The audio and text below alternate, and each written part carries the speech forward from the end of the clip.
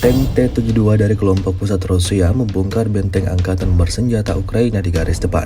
Rekamannya ramai beredar di media sosial Telegram pada Sabtu 13 Juli 2024. Tank T-72 Rusia tiba untuk melindungi kelompok penyerang yang seharusnya diantar oleh MTLB ke titik pendaratan.